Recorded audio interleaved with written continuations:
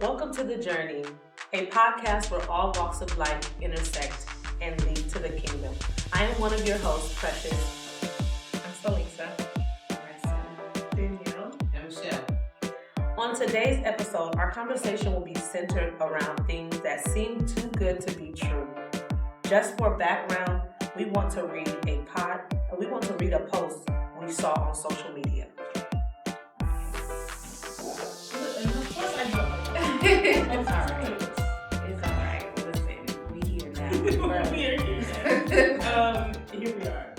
So the post, I saw this on a family friend, Kamaya Tana. I hope I'm not pronouncing your name wrong. I'm sorry, he's gonna kill me. But the post is, I've seen and heard many say it's too good to be true. I must admit, I made that comment myself.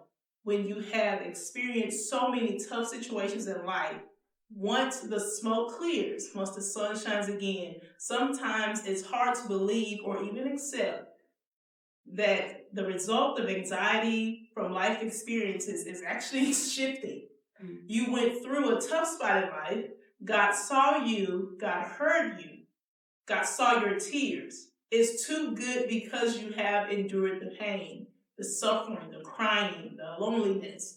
And you are now in a season of good and true. So it's too good, and believe it, it's your time. Why do we struggle with that? For my perspective, the reason I have struggled with that in the past has been literally like, God, is it really happening? Like something good is finally happening. Something is actually working exactly the way I'm expecting it, or the way I've been praying for it. When it seems like when I pray for this thing to change or to shift, all hell want to break loose. And they say, sometimes things get worse before it get better. And it's like, Lord, I just, I'm having faith for you for things to always be better and not necessarily worse before it's better. And so when it's finally better and it's like, oh wow, I can breathe, it's like, okay, but should I expect something to happen, or can I actually just enjoy the moment?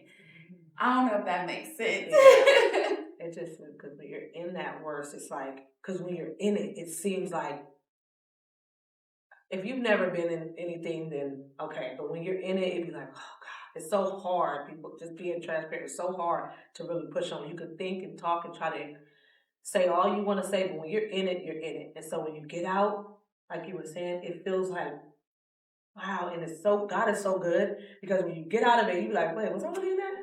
And it's, to me, when in a certain scenarios that I deal with after I'm out, and I'd be like, oh wow, God is so amazing, because He makes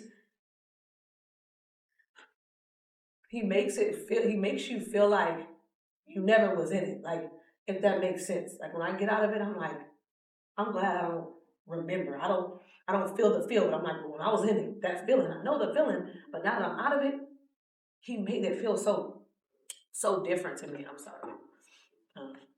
But just for me, I just feel like when you get out of it, He makes it feel so peaceful and comfortable. You don't feel like you've never even went through it. So that's the good thing that I think about when I go into something.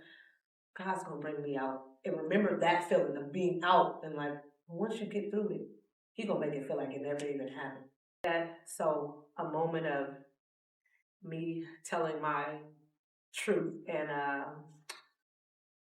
basically my business with you guys. I was homeless.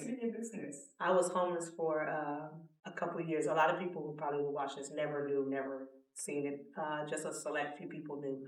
I was homeless for a couple of years. Not like homeless outside, but I was homeless in a nutshell.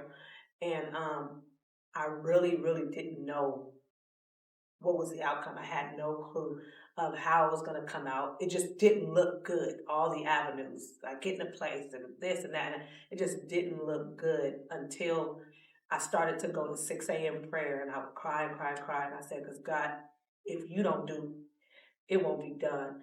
And I had owed something on a bill or something I never knew about. They never contacted me, and it was hindering. And so I fixed that situation, and in a nutshell, God had blessed me with a 3-bedroom, 2-bath, backyard, everything. And I just was so like emotional, and I cried and cried and cried. And I said, because in my soul, I didn't know, I didn't see it, it didn't look like I was coming out. Like I didn't have no, because I was like, oh, I can't pay that. And how am I going to just find a place? It just seemed like it was the end of the road. And in that moment, like God really showed up and showed out, and it just changed my whole outlook of everything that He could do exceedingly above all I could ask or think. And so in that situation, I felt like I was down and out. There was no hope, and He flipped the script on me. I also think that sometimes we get attached to the trauma of going through. I see you over there, Salisa. We get attached to the trauma because literally going through can be a traumatic experience, because it's not just happening to you spiritually, but things are happening to you physically. I know, Precious, you mentioned being homeless. Some people have gone through abuse. And when they're finally in a good relationship, sometimes I think we get attached to that trauma. Just speaking for myself, just toxic relationships. It's like, God, will I be able to accept the good that's going to come from what you're bringing? Mm-hmm. You know, the peace and the joy and the love, and the capacity that person is going to have to love me. Will I be able to accept that and not push away or not be scared that, whoa, boy, like, you too good. Like, okay. And then literally miss out on what God has predestined for me. Like, does that make sense? Yes, it does. It does. Totally. All transparency, that right there, my past experience, and I'll start with childhood trauma. Like, I feel like, I'm sure you guys all seen The Color Purple. All my days I've had to fight. Like, that's how I literally feel. It's like if it wasn't one thing, it was another or a couple things going on at the same time. And so for me, for a long time, if it wasn't something going on, I didn't feel comfortable. I felt it just didn't seem right, it didn't seem normal for me.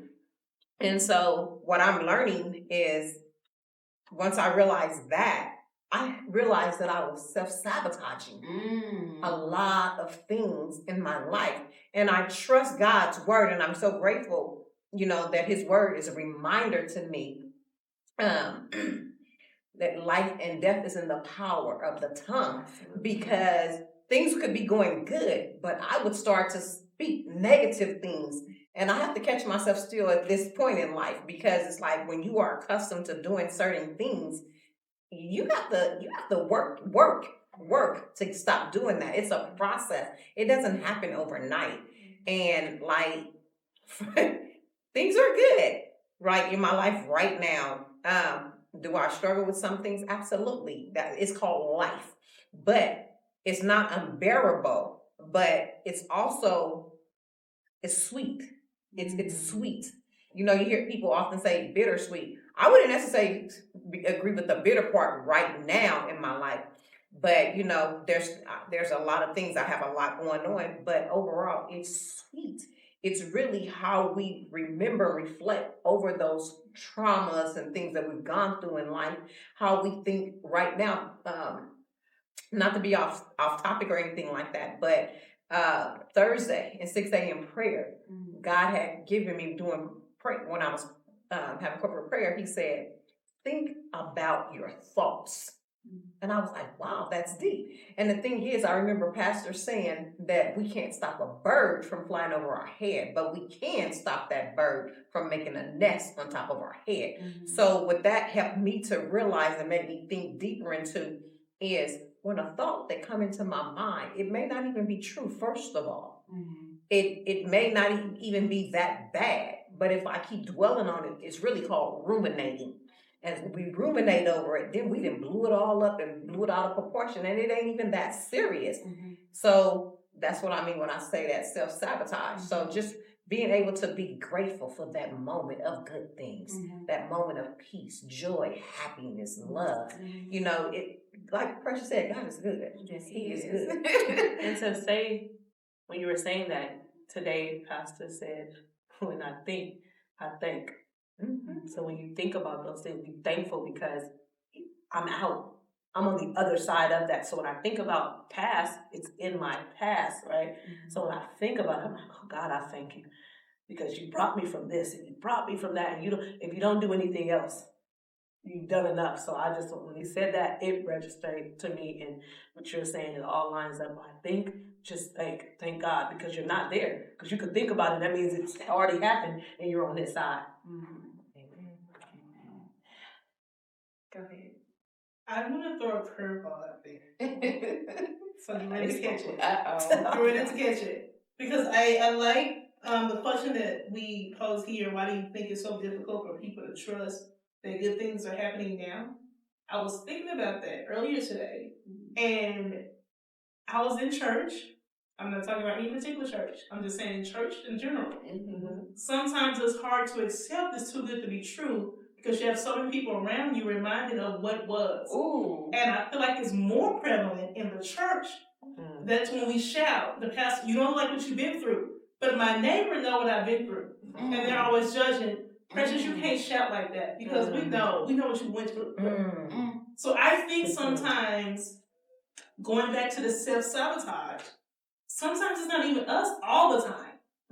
It's the person next to us or whoever's in our circle. We can't celebrate because we know the people around us are waiting for the downfall. So then we start waiting for the downfall because their spirit is contagious. That downfall spirit has jumped on us. So we can't celebrate because they're waiting for our downfall. And now we're waiting for the downfall because we're like,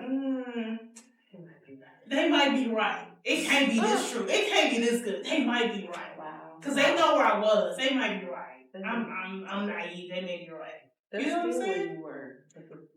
Does that make sense? Is that too? No, it actually, it makes perfect sense. But what's so crazy is you would think that people who knew where you were and where you came from and how it took you to work through trauma, how it took you to work through grief, how you had to wait on God. And they've seen your process of praying and crying and fasting and consecrating and literally shedding off the old man. You would think they would celebrate. You would think. You would think they would celebrate. You would think. You would think, Lord have mercy. But they don't. And I think, my opinion, no one else want to come for me. My opinion here is, if I celebrate with you, then I'm waiting for mine. Right. So I want you to fall so you can get mine. And that's sometimes the mentality of other people. I need you to fail so they can look like I'm winning. Because there's a lot of comparison in our society. I see you just got a new car purchase. I need you to get a flat tire. Because not a flat tire. Because I don't have one. Right, because I don't have, because my car is over here barely making it. Barely making it. Memphis is over there. Barely making it. But I feel like it's just a comparison that we have that has us in that I can't believe this too good to be true because it can't be true because I'm comparing myself to you. So comparing night is also not just people waiting for you to fail, slip up, trip up, for what God blessed you with to end up not being a blessing but a curse, but literally it's a hater spirit. People just can't be happy. I don't get it. I don't understand, but that's so true. That's why I'm trying to make it sad up here because it's so for real that they will sit there but I know what you like. You know you seen me crying. You didn't help me up though too. Let's talk about that. Right. You didn't try to help when I was in it. So we're gonna talk about that too. That you weren't there. You see me going down and falling, but you're a Christian. You didn't try to say, "Hey, let me help you." Not at all. But I'm gonna wait till you think you're doing good, and I don't know what you. Why can't we be happy for someone else? Like, I think it depends on your circle too, and we've talked about this on the podcast. Basically, when we were talking about, we have sisters that hold us accountable. They love on us. They compliment us, but then those are the same people that are in the trenches praying with you. Because I know, like, my sisters, they pray for me. The people I surround myself with, I don't think they would necessarily want to see me trip on my face and fall, or to get the blessings that God had for me and then secretly hope for the demise or the ruin of that thing. So I also think that's who you surround yourself with. I don't believe that you pray for God to surround you with godly friendships and relationships, and then when he does open that door or make that way, they won't celebrate with you. Because I know, like, I can say for, and this is not a matter of speaking pridefully, but I love celebrating with each of you when you all have milestones. When Dee got married, we were there. Precious, okay, she up in that kitchen, she about to be whipping up that nana pudding, like cha-ching, cha-ching, I see it, right? Precious, new car, when you were the executive chef, you got your promotion. So Lisa, like, you got this job, that at the new place where you're at now, when your husband came home, when you all got married, like, seeing the ring, like, I see you, boo. Like, I celebrate with you all, my sisters, because it's good, one, to see a smile on y'all face. It's good to see y'all winning. It's good to see God opening doors and making ways. And it's like, God, I love what you're doing for them. So it's who you surround yourself with, and literally saying, God, I want people who are like, I love what God is doing for you. I love the smile that God is putting on your face. You know what I'm saying? So I'm going to shut it down, though. Yeah. No, don't shut it down. Don't shut it down. Don't shut it down. I don't want to overtalk. I feel something brewing over here. Yeah, because she quiet. Because I felt it brewing. Yeah, she cute too.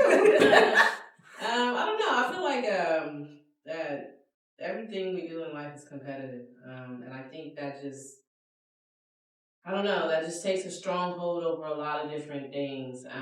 People being happy for you, people celebrating with you in your moments and things like that. Because, like we talked about, everybody wants to get the higher up on the next person. Unfortunately, that's the world we live in. And we as sisters, that's not the world we live in. Right. We live in the world of, seeing each other gain, helping each other when they lose, helping each other when they fall, making sure they get to the top with us. I think that's our goal in this sisterhood, which makes it a little bit different from how we see circles outside in the world. But yeah, everything has just been so competitive in life, and I think social media makes it no better. A lot of people try to compare themselves to people on social media, or you don't know what that person did to get to where they're at. Could they have did something that was scamming to get to where they're at? But we as Christians, we don't live like that. We're going to do everything the right way, the truthful way, and we know that we have this man upstairs named God that's going to take care of us no matter what. So I think we just have to look beyond, like, there's just a lot of competitiveness, and, like, are you going to turn that around into your favor, or are you going to use that? How are you going to use that? Are you going to use that to make yourself better, or are you going to look at trying to compare yourself? Or no, you do what you do, and however you do it, I feel like God has a place for you wherever you're trying to go. I agree. With that. Right? That was good. I love that. You got this all out. Right. Like, We y'all deep in think thought. about it. Just listen to me. I'm just trying to sum it up in whatever you guys say. So that's just my take on it. Like, I do want to ask this one of how do we reconcile when the moments it finally happens, we finally get the car, finally get the house, the marriage, all that. How does God's timing factor into all of this? It's too good to be true. Does that make it a little bit better or make it worse? What do you feel? What are you feeling?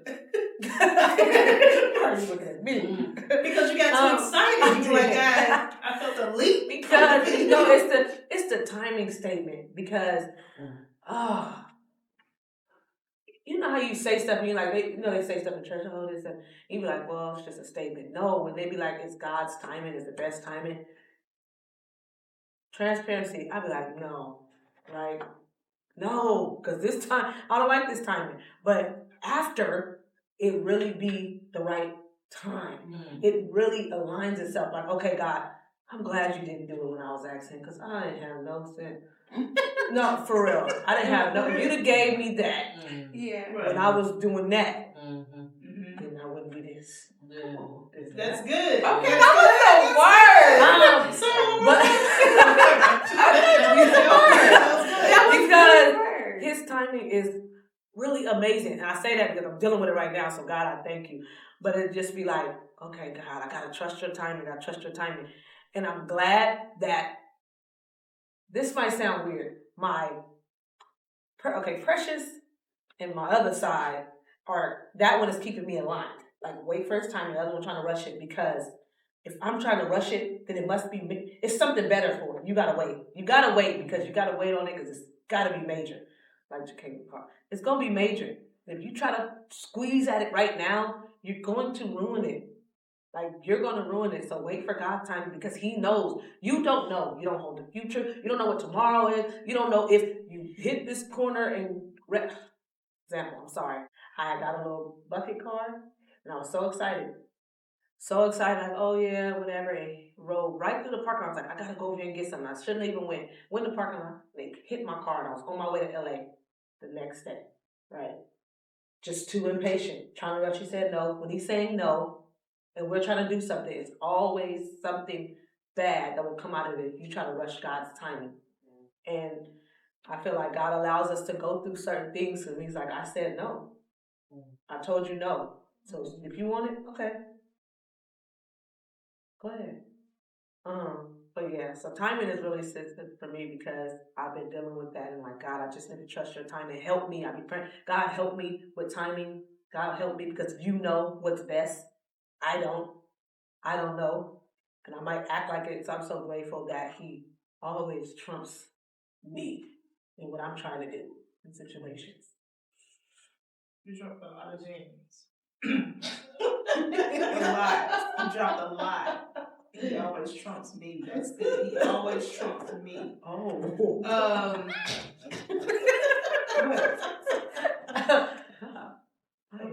Write that down. I think too the timing. It sort of helps out with the too good to be true. Cause it's almost like the post said, you suffer for this. But in my mind, I suffered so long, I don't even know how to enjoy the blessing. I went through so long. Yeah. And now you're saying, release, enjoy.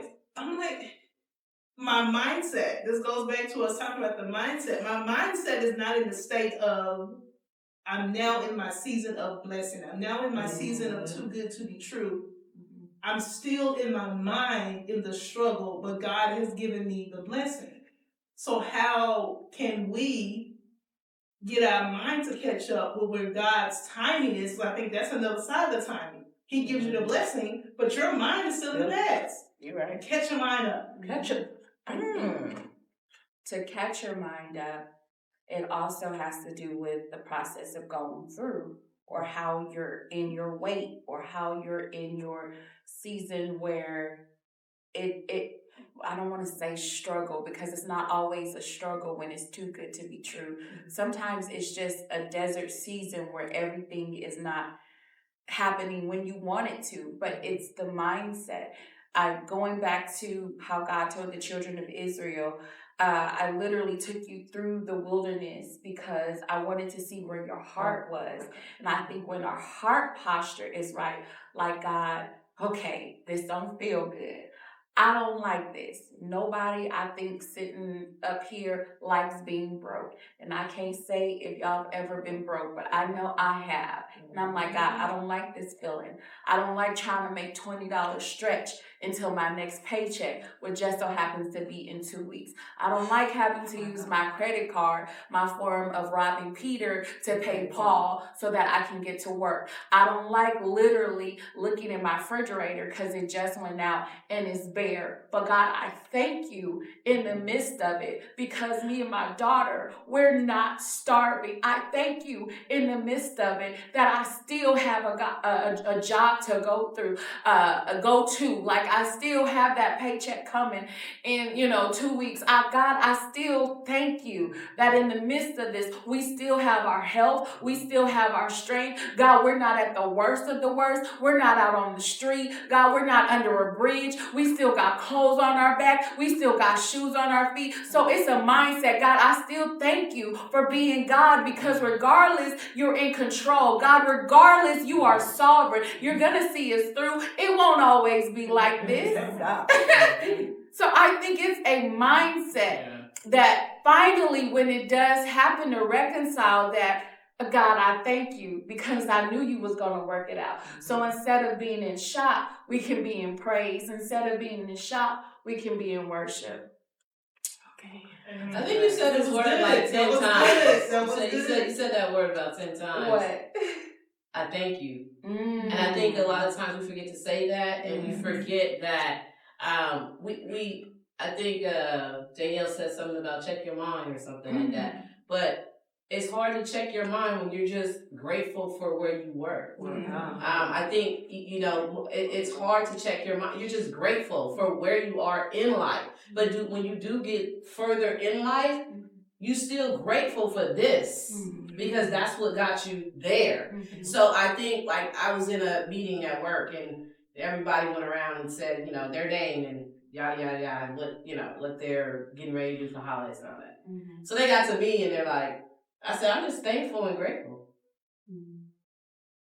And everybody, it was just a moment of silence. Because I think we forget. You can't have that turkey and that ham and that mac and cheese unless you're thankful for what you already have. This job in order to buy that.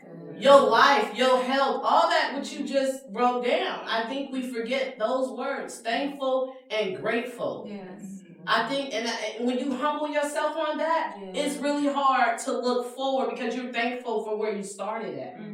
A lot of times we hear, started from the bottom, now I'm at the top. I mean, right here. That's real for some people. 10 toes down, that's real for some people. And so when you do finally get that $1 million check, you don't know how to act because you ain't never been there. You're just grateful for the time when you had $10. Right. So I think that thankful, which you expounded on very well, it is very important in this season of achieving where you're trying to get to. Wow, I think we were about to have some church, y'all, and you are more than welcome to join us, okay? As we give glory, honor, and praise to God the Most High for the things that He has done. Listen, I get it. It is easy, okay, to forget that we have something to be grateful for when we are comparing ourselves to what other people are able to do.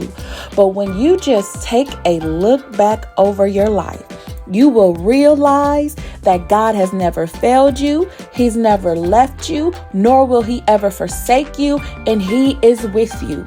Amen. And guess who else is with you? We are with you here on the Journey Podcast. That is why we want to make sure that you like, share, subscribe is the most important thing, because we don't want you to travel on this journey alone. And you know what? Friends, don't let friends travel alone. So join us, because listen, this is the season. Every season is a season. Every day is a reason to be grateful. And if you have a community, okay, that's pointing you in the right direction, wouldn't you join? I rest my case. Until next time, fam. We love you and be blessed.